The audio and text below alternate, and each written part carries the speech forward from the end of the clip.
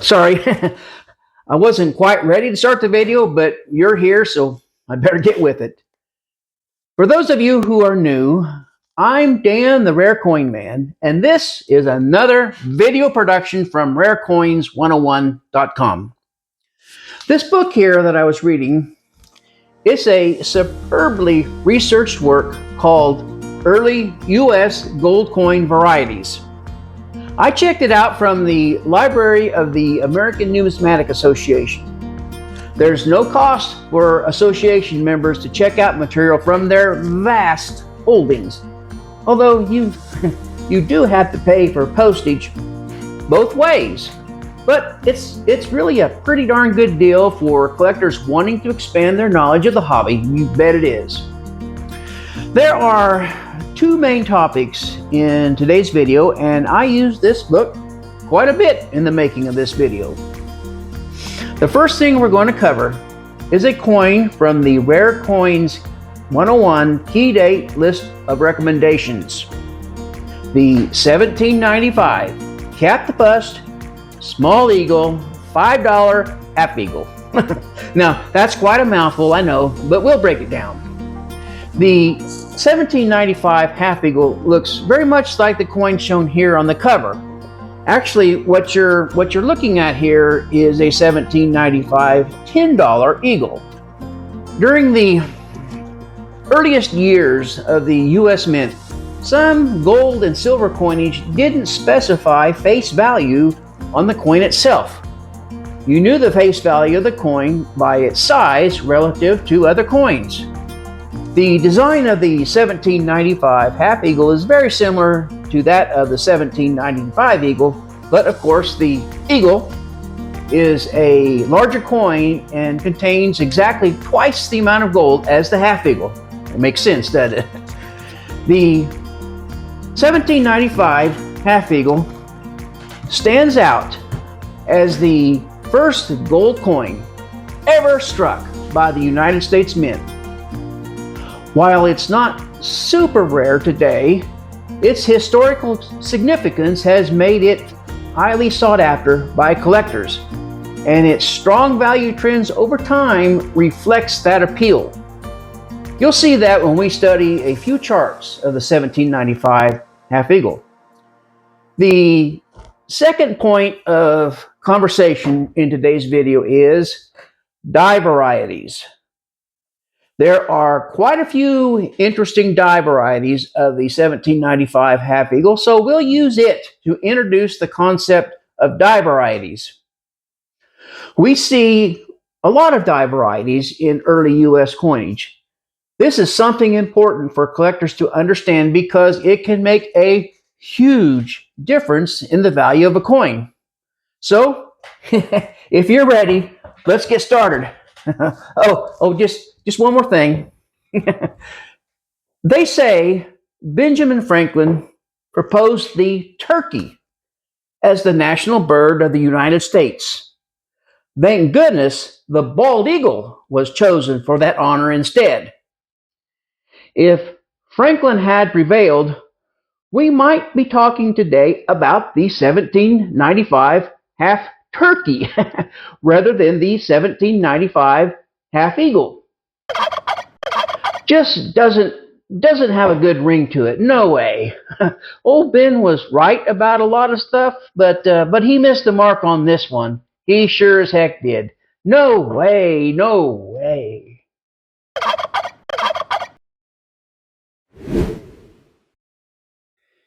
Before diving into the value trend charts for the 1795 Cap Bust Small Eagle $5 Half Eagle, it makes sense to first discuss die varieties, as that will give more context and meaning to the charts. So I changed my mind. We're going to talk about die varieties first.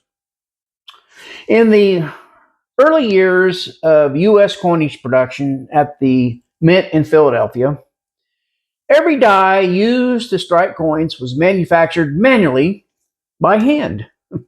No precise computer-controlled machines back in those days, no sir. Design elements like stars and lettering and numbers were all hand punched into the die, just like that. Now, they couldn't be perfectly consistent in doing so, resulting in slight differences in size, positioning, and spacing of the various design elements from one die to the next. So essentially, every die made by hand was unique and identifiable. So let me perform a simple demonstration to show how unique dies led to die varieties. I'm sure you recognize what these were once used for. I used these props in a previous video to represent dies, and it worked out pretty well, so I'm going to give it a try again. Now, dies are cylindrical in nature, probably not quite this tall, but if we use our imagination, these will work well here for our demonstration. Well, I got my gloves on, so I'm handling like they're real dies. Now, let's say these two here, these are two obverse dies. That is, they form up the heads side of a coin. And these two here are reverse dies, and they are used to form up the tails side of a coin. Now let's say on this obverse die, the die sinker at the mint, that is the employee who was hired to make dies, used a set of numeral punches to specify the date of, let's say, 1795. Now, we're going to call this obverse die number 1. Like I said, this is a simplified demonstration, but I want to point out here that you can see that a couple of things, that the numbers are backwards. They appear to be reversed. Now, remember, on a die, they have to be backwards so that when they're stamped onto a coin, what you're seeing looks correct. And also, just take note, the numbers, they're kind of big, aren't they? So we're going to call this obverse die number 1. Now, on this die, the set of numeral punches that he used to make out to 1795, they were a bit smaller. So compared to the first, and you can see, let's just go ahead and set these like this so you can kind of see there's a difference in the size. We're going to call this, the one with the smaller numbers, obverse die number 2. Did you see the difference? Yeah, the size difference I used on this demonstration, yeah, it's a bit exaggerated, so you can more easily see what I'm talking about. In real life, at the mint back in those years, the size difference wasn't that great, but it is clearly discernible. Now, on the reverse dies, let's say the die sinker employee had larger lettering to make this die when spelling out United States of America. For the reverse dies, let's use alphabetical designators. So let's call this reverse die A. Now on this reverse die, he used smaller lettering, so let's call this reverse die B. So reverse die A has a larger lettering, and reverse die B has the smaller lettering. Get that right. There we go. Kind of something like that. You see, just something that simple. Okay, now that we've set the stage, let's get to the good part. If obverse die number 1 is paired with reverse die A to make coins, these coins are said to be of die variety 1A. These coins will have a large date and large lettering. Now, if obverse die 1 is paired with reverse die B, these coins will have a large date and small lettering. So from this little group of dies here, we can get up to 4 die varieties. Each unique combination of obverse and reverse dies constitutes a die variety. So that's how we define what a die variety is. It's the pairing of a particular obverse die with a particular reverse die to strike coins. And for your information, A die variety is also referred to by many collectors as a die marriage. Die variety and die marriage are terms used interchangeably in coin collecting to mean the exact same thing. So now let's get to the die varieties of the 1795 Cat Bust Small Eagle $5 Half Eagle. Well, first let me do this because in the introduction I promised I would break down the long-winded name of this particular coin. So I and many other collectors say this 1795 Half Eagle belongs to the capped bust type because, as you can see, there's a portrait of Miss Liberty and she's wearing a cap. Other coin references identify this coin sometimes as the capped head half eagle, the draped bust half eagle, or the turban head half eagle. Now, I know this might be a bit confusing, but we're all talking about the same coin here. We say small eagle because when the half eagle was first struck in 1795, as well as other U.S. coins such as the silver dollar and the $10 eagle, the reverse pictured an eagle. Now, this eagle was widely criticized because it was kind of scrawny and projected weakness. So, in 1797, it was replaced by a larger or heraldic eagle, as it is sometimes called. Now, this is referred to as the large eagle type, while the smaller, scrawny eagle is classified as the small eagle type. At times, we specify the $5 denomination prior to saying the term half eagle, recognizing that some individuals, particularly those who are new to coin collecting, may not yet be aware that a half eagle corresponds to a face value of $5. So most of us do everything possible to welcome new collectors to the hobby. So now that the coin in our spotlight today, that's how it got its name, the 1795 Cap Bust Small Eagle $5 Half Eagle. Now on to the die varieties of this coin. There were quite a few dies used to make the 1795 Small Eagle Half Eagles, and they're represented here by these props. There were 8 obverse dies and 9 reverse dies that we know of. There could have been more. Now, that's a lot of dies. The early U.S. Mint was hard pressed for resources, and die making was one of the costliest, most time consuming operations in those years. So, why did they make so many dies for the 1795 Half Eagle?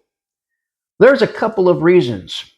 For one, U.S. Mint officials expected high demand for half eagles from gold depositors and so prepared multiple dies in advance of the anticipated demand. Now, during that era, gold and silver used for striking coins at the mint was supplied by the general public, including mining companies, banks, and individuals bringing in foreign coins, jewelry, or whatever. They would deposit their metal at the mint and select denominations of coins they wanted in return. Well, the demand for half eagles from the public never materialized, and they ended up with more dies than was necessary. In fact, some of those dies were used in later years. Another contributing factor to the high number of dies produced is that in 1795, steel hardening techniques had not yet been developed at the United States Mint. As a result, dies would crack relatively quickly once put into service. This limitation was a significant reason for the large quantity of dies manufactured for the 1795 half eagles, even with an anticipated minimal demand for the coin. Okay, let's have a look at some of the 1795 half eagle dies. The material we're about to cover comes from this book right here, Early U.S. gold coin varieties. Die varieties have been studied for many years, but this beautifully illustrated book from 2006 is recognized as the most comprehensive reference on the topic published to date, at least that I'm aware of. The authors are John W. Danruther and Harry W. Bass Jr. Now, Mr. Bass was recognized as one of the preeminent collectors of early United States gold coins. He meticulously documented various die varieties while studying his own magnificent collection. Although Mr. Bass passed away in 1998, his research laid the groundwork that allowed Mr. Danruther to further develop and enhance our understanding of early U.S. gold coin die varieties. Bass and Danruther named the die used to strike this 1795 half eagle obverse die number 1. Simple is better, right? What makes this obverse distinct and unique is that the top of the 5 is embedded in Miss Liberty's drapery. Star 15 also touches Liberty's drapery. There are other unique indicators to describe obverse die number 1, but these are the easiest indicators to recognize. There was no other die exactly like this one. The die that struck the reverse is distinguished from all other dies in that the leaves are merged just like this into the U in united and also touch the left base of the N. There are other very similar reverses, but none exactly like this one. There's more. Look at the wreath. There are 4 berries, 2 on the inside and 2 on the outside, positioned precisely as you see here. Bass and Danruther called this die reverse die A. So, according to Bass and Danruther, as well as other researchers, obverse die number 1 was paired with reverse die A to produce 1795 half eagles. This pairing of these unique and identifiable dies resulted in a die variety. So that's an example of what a die variety is. It's common practice for experts to call this one a pairing, or marriage if you prefer, the Bass-Danruther 1 die variety. For short, we call it the BD1 die variety. When you see, for example, an auction catalog reference a BD1 or a 1795 small eagle, half eagle, you'll know exactly what die variety is up for sale. Before I move on, there's something incredibly important to know about the BD1. On July 31st, 1795, the U.S. Mint delivered 744 half eagles. Government records show that these were the very first gold coins of any type ever struck by the United States Mint, and the evidence strongly suggests these were all of the BD1 die variety, bestowing upon it great historical significance. Of that 744 original mintage, it is estimated somewhere between 40 to 50 BD1 examples have survived to this day. We'll get into that a bit more when we get to the charts. Let's look at a couple more die varieties, shall we? Bass and Danruther called this obverse die number 2. The key identifiers on this die are the positioning of stars 11 and 12. Star 11 touches the Y in Liberty and is connected solidly to star 12. On reverse die B, this leaf runs into the U in United. Another leaf touches the right bottom of the left foot of the N and extends past the center of the N, and the upper leaf extends to the left foot of the I. On the berries, the inside right berry is higher than the outside berry. On reverse die A, the opposite was true. When obverse die 2 was paired with reverse die B, it produced the BD3 die variety. BD3 is the most common die variety of the 1795 small eagle, half eagle, existing today. Survivors number somewhere between 175 and 225. So when I say common, I need to add the quotes to the word common. It's the least rare die variety, but it's really not common at all. In case you're wondering about BD2, we skipped right over that one, didn't we? Well, that die variety resulted when obverse 2 was paired with reverse A. Obverse 1 was involved only in the production of BD1. It was taken out of service after BD1, but reverse A stayed in production for just a little bit longer. Researchers have identified 12 die varieties of the 1795 small eagle, half eagle that came about from various pairings of these obverse and reverse dies. There may have well been more, but that's all we know of based on the surviving population of coins for this date. Mint records show that just over 8,700 pieces of the 1795 small eagle, half eagle were struck. And of that, we estimate as many as 550 examples still exist today. For early US gold coins, the survivorship rate for this particular coin is considerably higher than average. Thank goodness for us. Before moving on, I want to point out the rarest known die variety of the 1795 small eagle, half eagle, and that is BD11, which came about when obverse 7, is that it? Yep, obverse 7 was paired with reverse die H, right? Reverse die H. It's estimated that only 3 to 5 examples of the BD11 exist today, and some people think that is actually too high.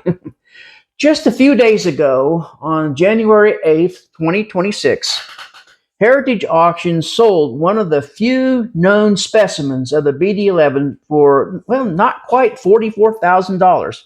Now, it was a repaired specimen with AU details that surely hurt its selling price, but it was genuine, and I would have thought it would have sold for more than that to an early U.S. gold coin specialist, given its unbelievable rarity. It may be a very long time before we see another BD11 hit the market. All right, how about we look at a few value trend charts? So here we are at the home page for rarecoins101.com. To get to the charts, you just go to the key date coin list and click. Get rid of this ad here, and it takes us to the key date coin list page. So let's head on down directly to the list. We've got the good group. The 1795 small eagle, half eagle happens to belong to what we call the classic rarities group. So we skip on down past this, and here we are to the classic rarities group. And where is it? Let's see, right there. It is the 1795 cat bust small eagle $5 half eagle. So when I click this link, I'll be taken to a page dedicated to this coin. Same thing is true for every coin that's on the key date list or recommendations. Every coin has got its own dedicated page with charts and history and everything. All right, so let's go ahead and click this link here. And here we are, right at the page here for this particular coin.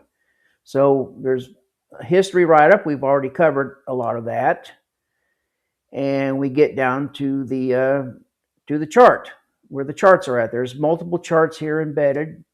So you might be looking at this and asking, which BD variety are these charts for? Well, it's a good question. Now, I did quite a bit of digging in auction results and was surprised to learn there wasn't much of a selling price difference between the various die varieties of the 1795 Small Eagle, Half Eagle, despite their wide range of availability. Now, the BD3, that's the one that was the most common and has the most auction appearances, but it sells for roughly the same as the extremely rare BD7, which had very few auction appearances until you get to mint state grade, at which point the BD7 clearly outpaces the rest of the field in terms of dollar value. And then, as I mentioned a few minutes ago, the rarest die variety of them all for this coin, the BD11, sold just just actually a little over a week ago. That'd be January 8th, 2026, for nearly $44,000. It was a repaired specimen with AU details, which surely hurt its selling price, but still, maybe it's a little higher than for a BD3 in the same condition, but not a whole bunch more. So its value is largely in line with the other varieties. So going back to the question, which BD variety is this chart for? Well, you could say it pretty much applies to all of them, all of the die varieties for the 1795 Small Eagle, Half Eagle. And that's why when you look at price guides like Coin World or the Red Book, they don't have a line-by-line breakdown of all 12 die varieties for the 1795 Small Eagle, Half Eagle. So let's look at these charts. The first chart we're going to look at here is for this coin in fine condition. And what we see from this chart is in 1990, this coin in that condition was retailing at an estimated number of $6,500. And you see it's had quite a good solid history of increasing in value. By 2025, the same coin was selling for about $35,000. Now, I suspect this chart is going to be updated. I'm saying probably in 2026, probably in August is when I'll get around to updating this particular chart. So now you notice a trend line slope. This is a good way of comparing apples to apples from coin to coin. The bigger this trend line slope number is here, and the steeper this line, those are both indicators on how fast the coin is appreciating in value. That's why I've got these trend line slopes on every chart. So, in very fine condition, in 1990, it was selling for about $8,900. 2025, all the way up to $50,000. So if you look at these other grades for the same coin, the trends are very similar. They're kind of flattening out a little bit for the higher grades. Now this chart here, you can compare the grades and see how well they do relative to each other. Now this last chart I think is really an interesting one. You can go all the way back and study value trends all the way back to 1950, and we've got it broke down by various grades here. So I want to take you through this from 1950 onward. Let's look at the EF, the extremely fine condition. So in 1950, the extremely fine grade for the 1795 Small Eagle, Half Eagle was selling at an estimated retail value of about $135. By 1955, it had risen to $230. 1960, $450. By 1965, a big jump all the way to $1,850. 1970, it didn't do much in those 5 years, just got up to $1,900, but then look what happened, another spurt, big one, up to $4,750 for the EF40 coin. 1980, $6,500. 1985, $9,500, and 1990, $11,500. And if you go back to that's where we start this chart right here, $11,500. Now, I realize in 1950 they didn't have numerical grades, but I've got them on this chart because in these years they did have the numerical grades. So that's in case I know some experts might be watching this and saying, well, there was no such thing as F12 in 1950. Yeah, that's true. But there was fine condition and very fine, extremely fine, and mint state. We did have those. So going back to this chart here, these slopes, you see every chart's got its own trend line slope. The average of all of the trend line slopes, when you put them together and average them up, that's what this is. The trend line average of, in this case, is 12.57. And the trend line average is what I used to determine which category, or if any, a coin that we're studying happens to belong to. Now, there was a lot of coins that did not make the key date list of recommendations. So the trend line average was very important in determining if the coin made the key date list of recommendations or not. All right, so now that you've seen all these wonderful numbers, let's go back and get this video wrapped up. Remember when I said a die variety can make a huge difference in the value of a coin? Before closing out, I want to share a quick story with you. 3 or 4 years ago, this 1825 large cent was posted for sale on eBay without a die variety attribution or designation. One astute collector quickly ran the diagnostics on the coin and confirmed it to be the very rare N5 die variety and bought it for $171. One of the diagnostics was the positioning of a leaf relative to the letter F in the word of. The true value of the coin? At least $10,000. It pays to be an informed collector, sure does. Well, that pretty much concludes our conversation about die varieties and the 1795 capped bust small eagle $5 half eagle. Now, I'm very much aware practically no one watching this video will ever own one of these prized gold coins for the primary reason they cost so much. I'm there with you.